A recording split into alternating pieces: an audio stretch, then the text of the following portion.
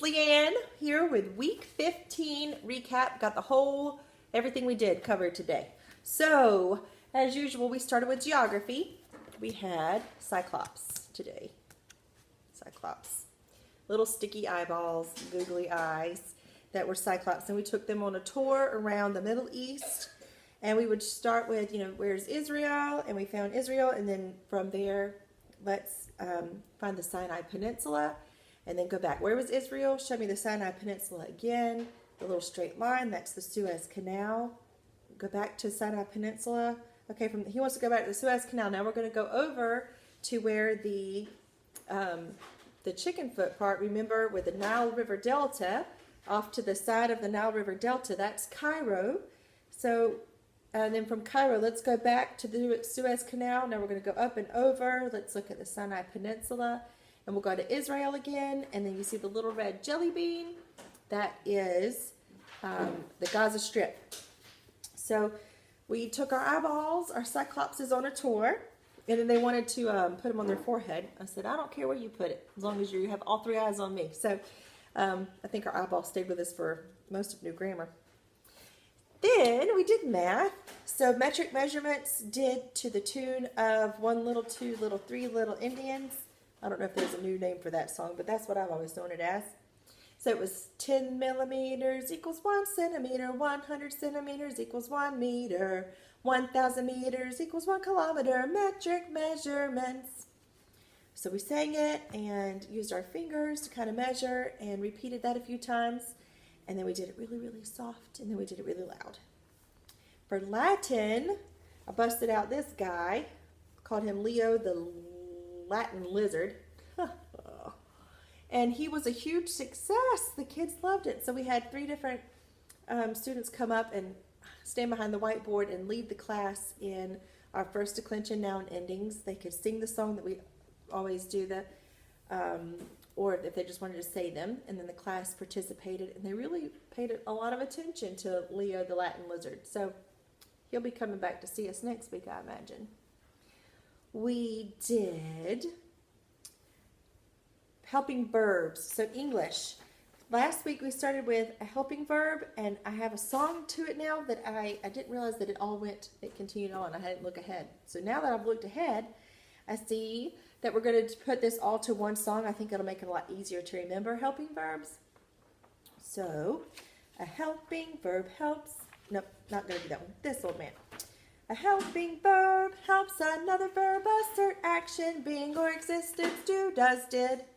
So today I just started with do, does, did.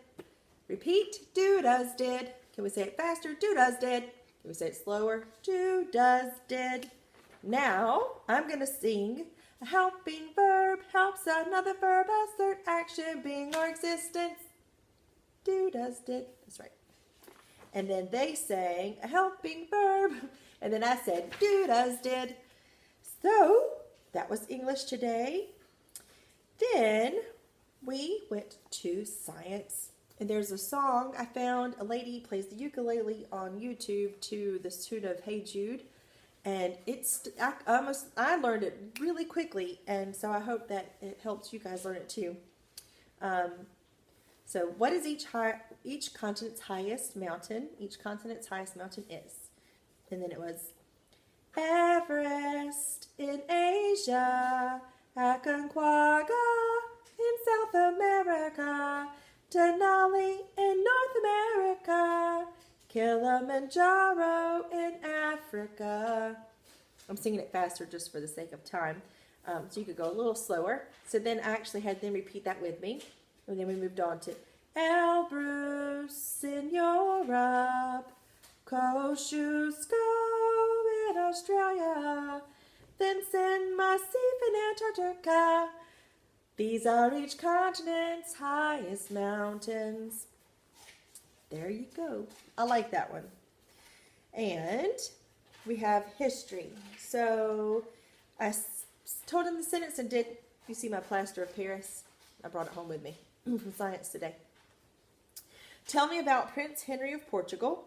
In the I'll do it backwards for you. 1400s, Prince Henry of Portugal. So we took our H and made the sash. Prince Henry of Portugal founded a school of navigation, just like we did in Timeline. His work advanced European exploration and trade. We could do trade, including the slave trade. So we said that, showed them the signs. Then in the 1400s, Prince Henry of Portugal founded a school of navigation. His work advanced European exploration and trade, including the slave trade. There you go. There was history. And last but not least was Timeline. So Japan's isolation, like the shape of Japan's isolation. They were on an island alone. Jamestown, the J, and Plymouth Colony founded. And then we have the Age of Enlightenment. Hudson's, make it H, Bay Company. They were fur trading, so we picked the fur. Hudson's Bay Company. The First Great Awakening. Classical period of the arts. Put everything in its place, structure and form. And then the 7 Years' War. That was Timeline. So that was it for New Grammar today. We had a lot of fun in art. I'll show you what we did with Angelico. So we talked about his name in Italian means angelic brother. And his original name, we had a lot of fun saying Guido di Pietro. That was fun. He was a painter during the early Renaissance. He lived in Florence during the early 1400s. He was a Dominican friar. He painted altarpieces and manuscripts. He was considered the best fresco painter of the century. We talked about what a fresco was and what an altarpiece was. Fresco and how it was water-based pigments on freshly painted plaster, usually wall surfaces, and they could use these to do these beautiful murals. And they made these colors by grinding the dry pigment powders in with water. And then they put it set with plaster and it would become a permanent part of the wall. And they lasted a long time and really beautiful. And so we used oil pastels, and he had with his friar monkness, he had a lot of religious themes. So we have Jesus and Mary, and we did oil pastels for the different colors, and then went over it with black tempera paint. And then once that dried, we took Q-tip and did the gold and silver and added that gold overlay. So this was my little boys today. And they really loved using the oil pastels, which I even brought home with me. I've washed my hands several times, but I'm still finding it under my fingernails. And then last but not least, well, no, we have a review too. But for science, we had a lot of fun talking about pretending that we were archaeologists, and if we found maybe a footprint or a fossil of some sort, and then we could cast it to preserve the print, we could cast that. And so we had the plaster of Paris and talked about casts and preserving and pretending that we were archaeologists today. Take that over there, sweet girl. And then for review, we went through, we just kind of sit on a semicircle and went through all of math from weeks 8 through 15.